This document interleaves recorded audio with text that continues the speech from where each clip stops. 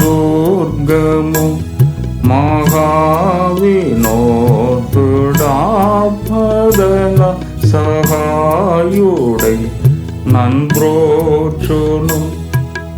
అభయమభయమభయమేపు ఆనందమానందమానందమౌహ దేవుడే నాకాశ్రయంబు దివ్యమైన దుర్గము.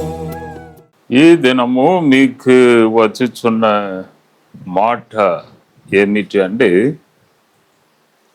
28వ కీర్తన 6వ వచనమును నేను మీ కొరకు చదువుచున్నాను, వినండి. 28వ కీర్తన 6వ వచనం, యెహోవా నా విజ్ఞాపన ధ్వని ఆలకించి ఉన్నాడు, ఆయనకు స్తోత్రము కలుగును గాక. నా విజ్ఞాపన ధ్వని ఆలకించి ఉన్నాడు, ఆయనకి స్తోత్రము కలుగును గాక. చూడండి, రాజకీయములో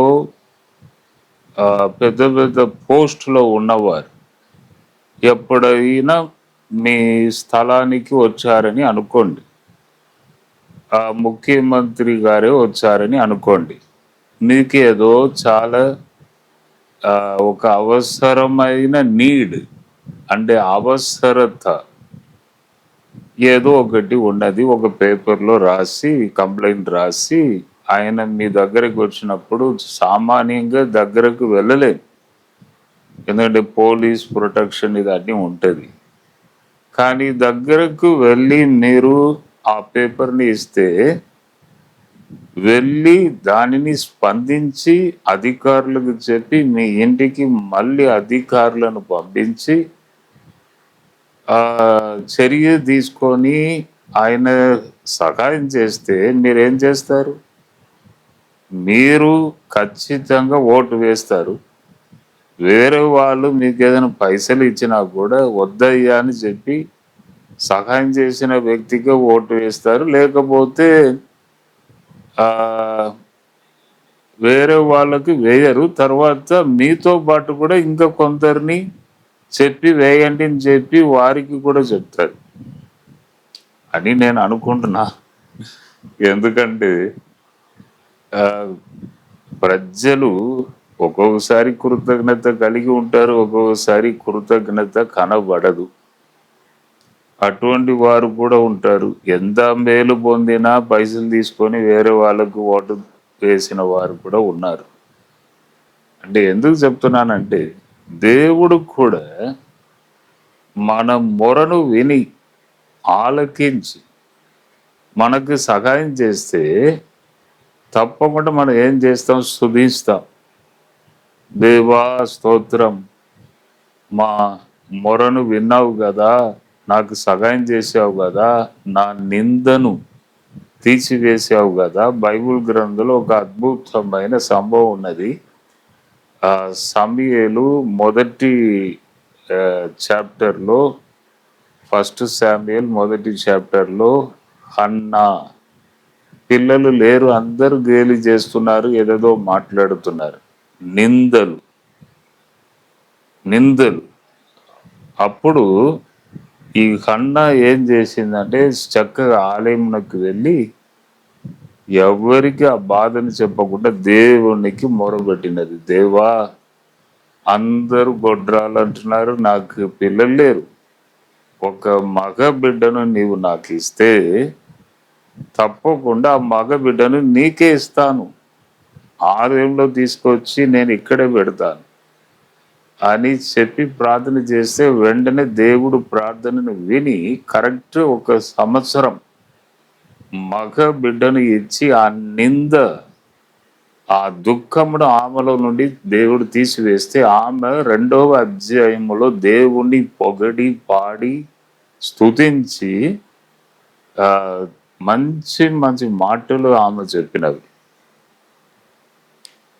అవును, దేవుడు ఎప్పుడైనా మీ మొరను వింటే వెంటనే మీరేం చేస్తారు? స్తుతిస్తారు. దేవా స్తోత్రం అయ్యా, నేను ప్రార్థన చేశాను, నా ప్రార్థనను ఆలకించావు.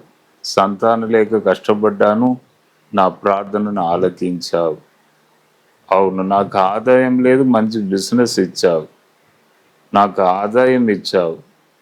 పిల్లలను చదివించుటకు స్తోమత ఇచ్చావు అని దేవుణ్ణి మనం స్తుతిస్తూ ఉంటాం. కాబట్టి మీరు కూడా ఒకటి మీరు ఏం తెలుసుకోవాలంటే, దేవుడు ప్రార్థనను వినుచున్న దేవుడు, ప్రార్థనకు జవాబు ఇచ్చే దేవుడు. యేసు ప్రభు ఈ లోకంలో ఉన్నప్పుడు అన్నాడు, అడుగుడి మీకు ఇయ్యబడును, తట్టుడి మీకు తెరవబడును అని చెప్పాడు. అంటే అడుగు ప్రతి వాడు పొందును. దేవుడు మొరను వినుచున్న దేవుడు, చెవుడు కాదు. మీరు ఏది అడిగినా ఆయన వింటాడు, తర్వాత వెంటనే మీకు సహాయం చేస్తాడు అని బైబిల్ గ్రంథంలో ఉన్నది.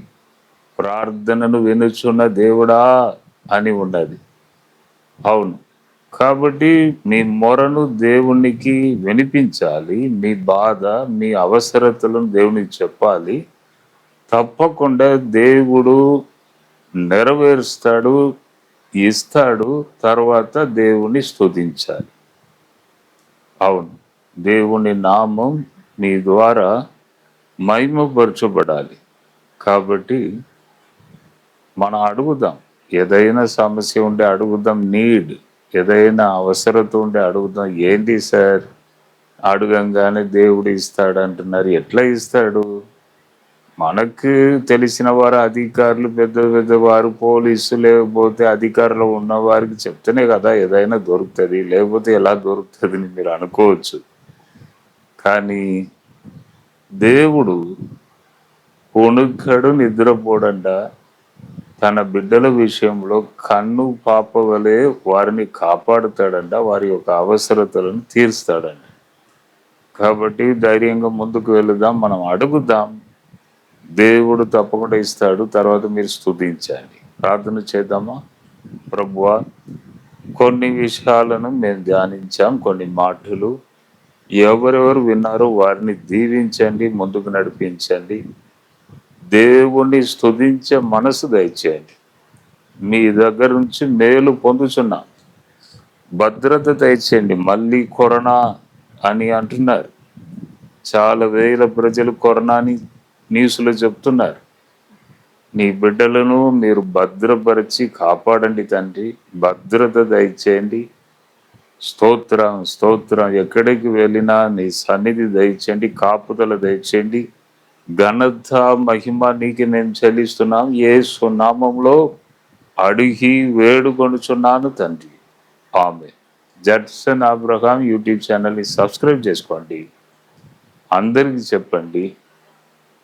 ప్రభు మిమ్మను దీవించునుగాక. తర్వాత ఈ జూన్ నెల 2వ శుక్రవారం 13వ తేదీ, 2వ శనివారం 14వ తేదీ, 2వ శుక్రవారం కాపర్ల సదస్సు, తర్వాత 14వ తేదీ ప్రజలందరూ వస్తారు. 2 దినములు కూడా బస్సు వసతి ఉంటుంది.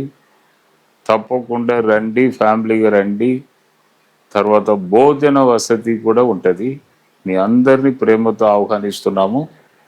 13వ తేదీ, 14వ తేదీ గమనించండి. రండి, పాలు పొందండి. ఉదయం 11 గంటల నుంచి సాయంత్రం 3 గంటల వరకు జరుగుతుంది. ప్రేమతో ఆహ్వానిస్తున్నాం. ప్రభు మిమ్మల్ని దీవించును గాక. God bless you, God bless you, God bless you.